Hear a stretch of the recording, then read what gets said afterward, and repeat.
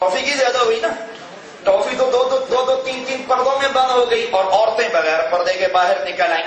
تو حضور علیہ السلام اسی بات کو کہہ رہے ہیں کہ دیکھو وہ زمانہ ایک آئے گا، کیف انتم ابتغاء نساؤکم، جب تمہاری عورتوں کی باغیں تمہارے مردوں کے ہاتھوں سے نکل جائیں گی، وفسق شتانکم، اور تمہارے نوجوان باغی ہو جائیں گے، وترکتم الجہاد، اور اللہ کے راستے میں نکلنے کے جذبے تمہارے اندر سے ختم ہو گئے. اب دیکھیں صحابہ رونے لگے، یا رسول اللہ کیا ایسے ہوگا؟ حضور علیہ السلام نے فرمایا کیا پوچھتے ہو، میری امت تو اس سے بھی زیادہ بگڑے گی، اس سے بھی زیادہ بگڑے گی. اب صحابہ کو تو کیونکہ یہ سمجھ میں آتا ہی نہیں تھا، جیسے آج ہمیں اور آپ کو یہ بات نہیں سمجھ آتی. مثال کے طور پہ میں یہ کہہ دوں، ایک ہفتے کے بعد اسلام آباد کے سارے تاجر، اسلام آباد کے سارے نوجوان وہ جنید بغدادی بن جائیں گے اور عورتیں رابعہ بصریہ ہوں گی، تو آپ سب کہیں گے یہ مولوی ابراہیم پاگل ہو گیا، یہ پاگل آدمی ہے، کیسے ایک ہفتے کے اندر اسلام آباد بدل جائے گا؟ حالانکہ اگر بدل جائے تو کسی کو کوئی اشکال ہے؟ اشکال تو نہیں ہے نا، اچھی بات ہے اگر بدل جائے. لیکن مجھے اور آپ کو یہ بات نہیں سمجھ آ رہی. صحابہ کرام کو اس کا الٹ سمجھ میں نہیں آتا تھا کہ کوئی نوجوان اللہ کی دھرتی پر چلتا ہوا، اللہ کا باغی ہو، اللہ کی دھرتی پہ چلتا ہوا وہ حضور علیہ السلام کا باغی ہو، یہ صحابہ کو نہیں سمجھ میں آتا تھا. تو صحابہ نے پوچھا یا رسول اللہ وہ کیسے اس سے زیادہ بگڑیں گے؟ تو حضور علیہ السلام نے فرمایا کیف انتم اذ لم تأمر بالمعروف ولم تنہوا عن المنکر، تمہاری حالت اس وقت کیا ہوگی؟ ماشاءاللہ مولانا تشریف لے آئے ہیں، تو سب ساتھی اپنی اپنی جگہوں پہ بیٹھیں، اپنی اپنی جگہوں پہ بیٹھیں اور توجہ سے انشاءاللہ بات سنیں. موبائل فون اپنے، میں دوبارہ درخواست کروں گا کہ موبائل فون اپنے بند کر لیں یا سائلنٹ پہ کر لیجیے. السلام علیکم ورحمۃ اللہ وبرکاتہ.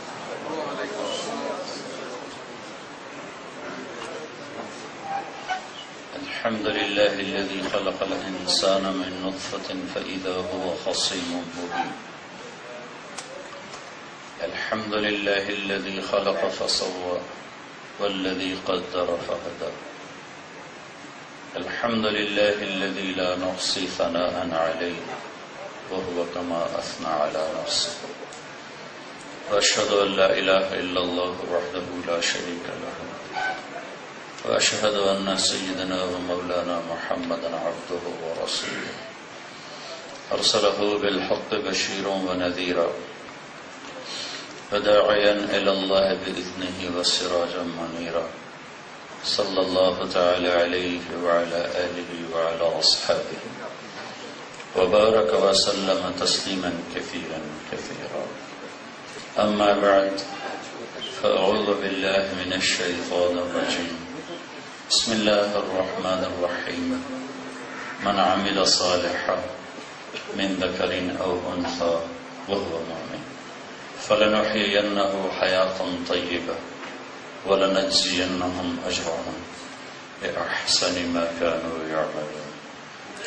وقال النبي صلى الله تعالى عليه وسلم يا أبا سفيان جئتكم بكرامة الدنيا والآخرة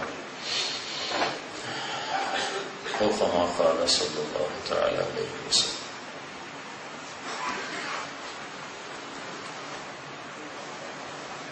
میرے محترم بھائی اور دوستو،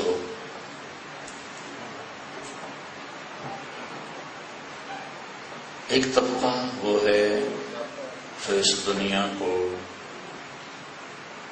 سب کچھ سمجھتا ہے، اسی کے لیے جیتا ہے، اسی کے لیے مرتا ہے. تو ان کی ترجیحات یقیناً کچھ اور ہوں گی. بھائی آواز تھوڑی کرو، گونج رہی ہے. ایک طبقہ وہ ہے جو اسے امتحان سمجھتا ہے، گزرگاہ سمجھتا ہے، جو کچھ اس کے پاس ہے اسے اپنا حق نہیں سمجھتا بلکہ دینے والے کا احسان سمجھتا ہے. تو اس کا طرز زندگی اپنے آپ اور ہو جائے گا. آپ اسلام آباد میں رہتے ہیں، آپ کی ترجیحات اور ہیں، میں ایک دن کے لیے آیا ہوں. میرے لیے اسلام آباد کی ترجیحات یقیناً اور ہیں. مسافر کی ترجیحات میں منزل ہمیشہ اپنے آپ مقدم ہو جاتی، وہ چاہے یا نہ چاہے.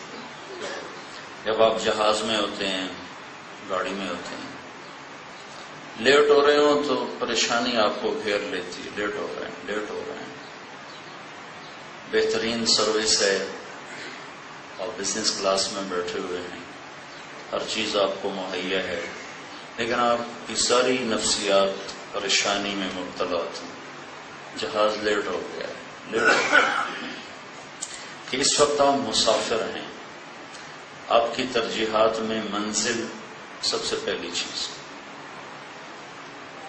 جو مسافر ہوتا ہے وہ ضرورتوں سے سمجھوتا کر لیتا ہے.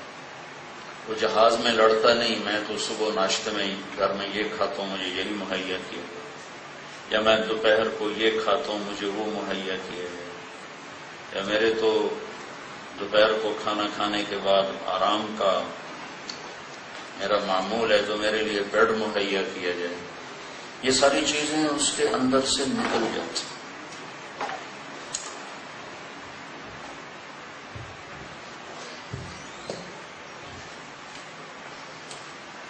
اور ضرورتیں مؤخر کر دیتا ہے اور منزل کو آگے کر دیتا ہے. چھوٹا سا باتھ روم ہے جس میں بیٹھنا بھی مشکل، اٹھنا بھی مشکل، ہاتھ دھونا مشکل، کوئی گلا نہیں. تو اتنا چھوٹا باتھ روم ہے کہ ابھی نفسیات نے جمع تفریق کچھ اور طرح کی کر رکھی ہے. یہی آدمی جب گھر پہنچتا ہے تو اس کو اتنی کرسی پہ 6 گھنٹہ بٹھاؤ تو یہ لڑے گا. اس کو چھوٹے سے باتھ روم میں پہنچاؤ تو یہ لڑے گا. جیسے جہازوں میں چائے ملتی ہے ویسی چائے سے گھر میں ملے تو یہ نوکر پر بھی لڑے گا، بیوی سے بھی لڑے گا. وہ جیسا تھوڑا سا کھانا اور ادھے کچے چاول ادھے پکے، وہ اگر اس کو گھر میں ملے تو یہ باورچی کی بھی پٹائی کرے گا، بیوی کو بھی ڈانٹے گا. یہ کیا کیا؟ اب یہ کیوں تبدیل ہو گیا ہے کہ اب مسافر سے ہٹ کر وہ مقیم بن چکا ہے، اس کا رہنے کا ارادہ ہے. تو اب ضروریات سے وہ سمجھوتا نہیں کرتا. وہ کہتا ہے اتنے وقت پہ یہ ناشتہ ہونا چاہیے، ایسی چائے ہونی چاہیے، ایسا کھانا ہونا چاہیے، بیڈ روم ایسا ہونا چاہیے. یہ ساری چیزیں ایک دم اس کے اوپر اپنے آپ آ جاتی. کوئی یہ آگے پیچھے کر، کوئی بٹن نہیں لگا ہوا کہ بٹن لگایا تو ضرورتیں آگے چلی گئیں اور بٹن دبایا تو ضرورتیں پیچھے چلی گئیں. یہ یہاں اپنے آپ ایک نظام اللہ تعالیٰ نے پیدا فرمایا ہوا ہے.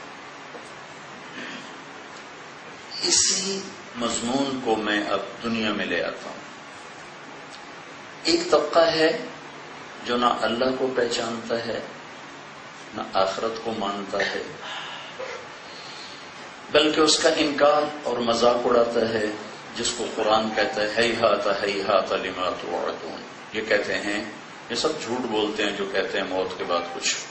ان ہی الا حیاتنا الدنیا نموت ونحیا وما نحن بمبعوثین. یہی زندگی ہے موت تک، اس کے بعد کچھ بھی نہیں. تو ایک آدمی اسلام آباد میں یوں زندگی گزار رہا ہے کہ یہی سب کچھ ہے، تو اس کی سوچ ترجیحات 100% اور ہو جائیں گی. اور دوسرا آدمی یوں کہتا ہے کہ میں یہاں اللہ کا بھیجا ہوا ہوں، چند روز کے لیے مسافر بن کے آیا ہوں. مجھے عزت ہے تو میرا امتحان ہے، میرے پاس دولت ہے تو میرا امتحان ہے، یہ میری ذاتی چیز نہیں ہے. میرے پاس فقر ہے تو یہ بھی میرا امتحان ہے. میرے پاس 5 مرلے کا گھر ہے تو یہ بھی امتحان ہے، اور 5 کنال کا ہے تو یہ بھی امتحان ہے. اور مجھے اپنے اللہ کو جواب دینا ہے اور یہاں سے اٹھ کے میں نے چلے جانا ہے. تو اس کی ترجیحات اپنے آپ اور ہو جائیں گی. دونوں کی سوچ ایک نہیں ہو سکتی. پہلی سوچ غیر مسلم کی ہے، دوسری مسلم کی ہے. ہماری بدقسمتی ہے کہ آج غیر مسلم طاقت میں ہے، اس کا راج